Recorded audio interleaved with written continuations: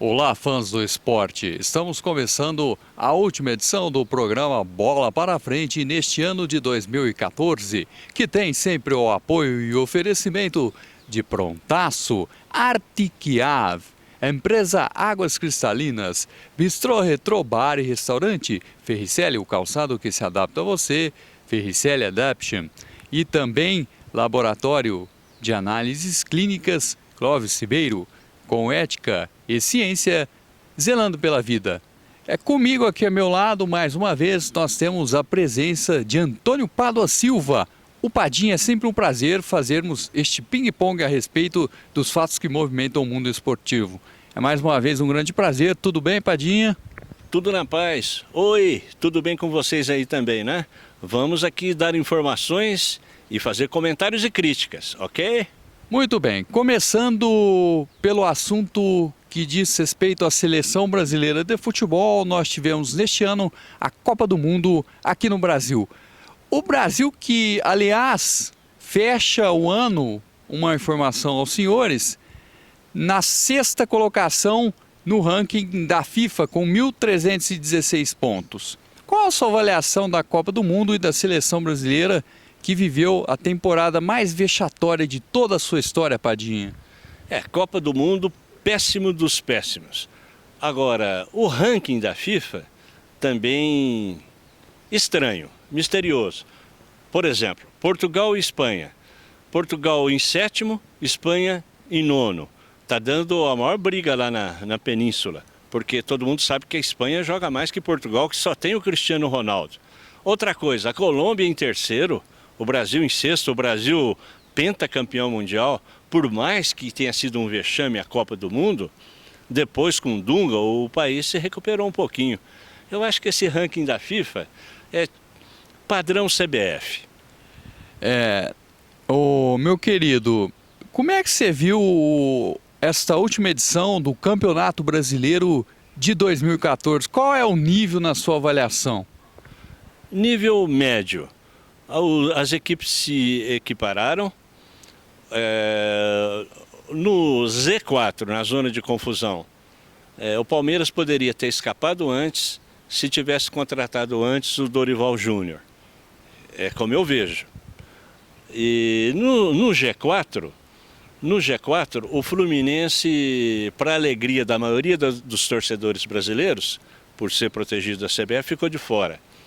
Eu acho que foi mais ou menos uma justiça, se bem que o Atlético Mineiro tirou o pé depois que ganhou a Copa do Brasil.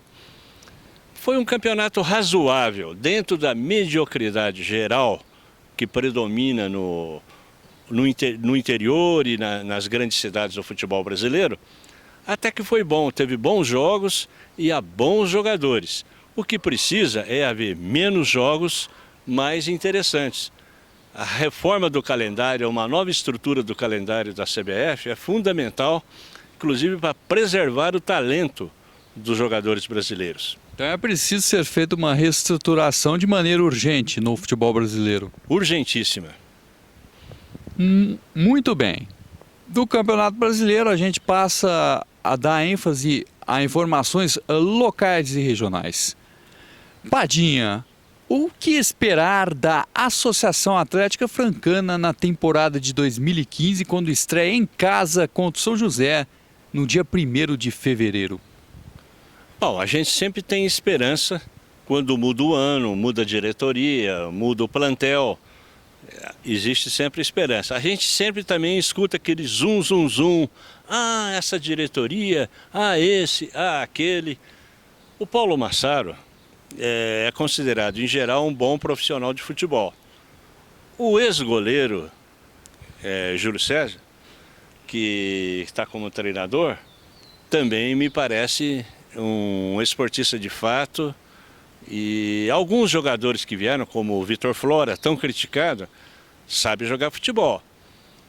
A falta de um meia esquerda é crônica em quase todos os times do futebol brasileiro. Você veja, por exemplo, o que o Valdívia provocou no Palmeiras quando jogava. E ele não é exatamente um meia esquerda, mas ele usa os dois pés e atua como um meia.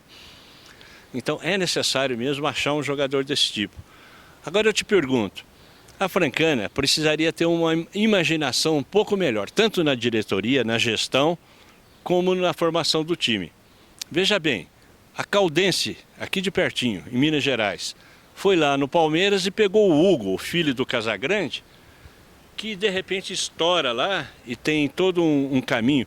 Por que a Francana não vai no São Paulo, no Palmeiras, no Corinthians, no Vasco, no Flamengo, no América, no Cruzeiro e no Atlético, pega um jogador de cada um desses e traz 6 craques para se desenvolverem mais aqui no sufoco do interior, que o próprio Casagrande, comentarista da Globo, falou assim, se não fosse eu jogar no sufoco do futebol do interior de Minas, eu não teria virado o Casão.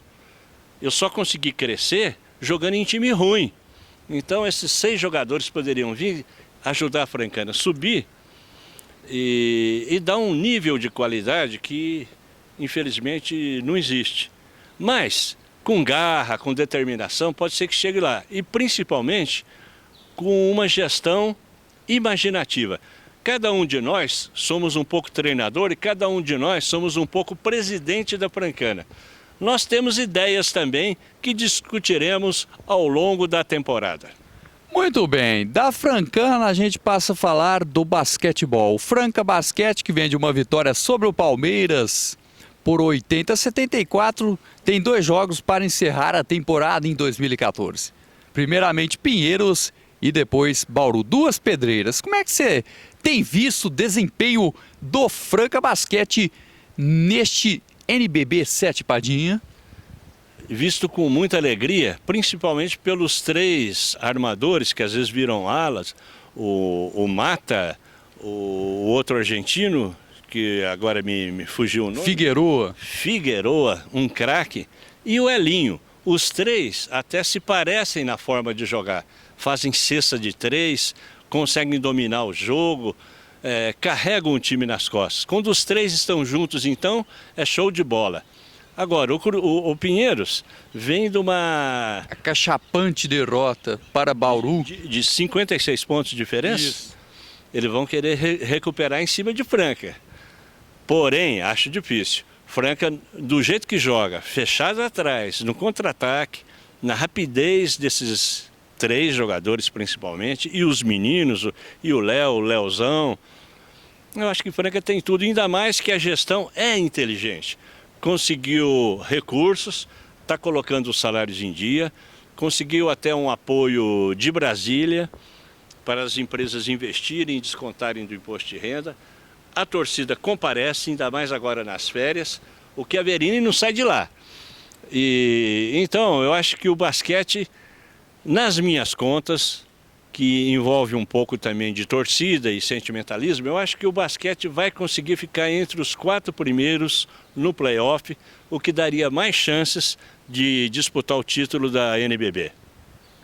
Muito bem, Padinha, você tem acompanhado aí também, para a gente fechar o programa, o Campeonato Brasileiro Sub-20. Análise da competição, algum surgimento de bons jogadores?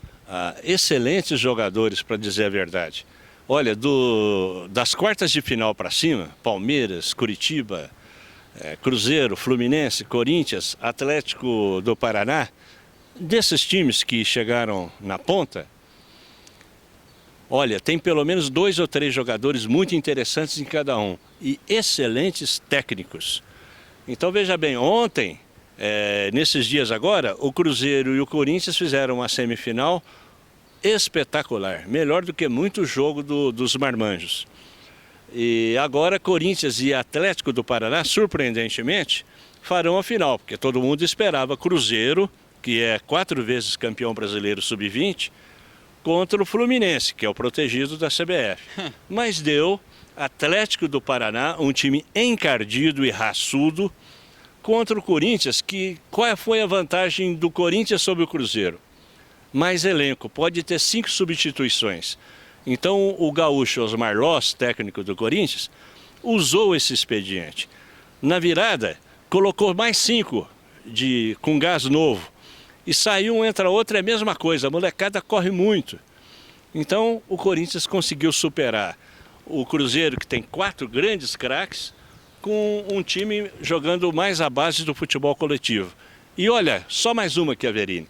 O Corinthians Sub-20 jogou no 4-1, 4-1, que é o esquema que o Tite quer lançar no Corinthians, inspirado na Alemanha. O Tite fez um curso na Europa e vai lançar agora no Brasil 4-1, 4-1, que o Sub-20 já está usando como um tubo de ensaio. Padinha, foi um grande prazer batermos um papo sobre as coisas que movimentam o mundo esportivo, os fatos. Eu queria te agradecer e o ano que vem continuaremos a nossa parceria em prol do esporte. Feliz Natal, feliz Ano Novo a todos vocês que prestigiaram. E ao seu programa também. Que prestigiaram a última edição do Bola para Frente, dedicado a meu pai, Dr. Rodolfo Chiaverini Neto, que se encontra em fase de recuperação, Padinha. Manda um abraço pro doutor. Ô, doutor Chiaverini, força, saúde, paz e alegria. Vamos juntos torcer para a Francana. O programa Bola para Frente voltará ao ar no ano que vem. A Web Rádio Chiave também. Bom dia, boa tarde, boa noite, boas festas e 2015 melhor ainda. Aqui, junto com Rádio Chiave. Chiaverini e Padinha. Muita paz!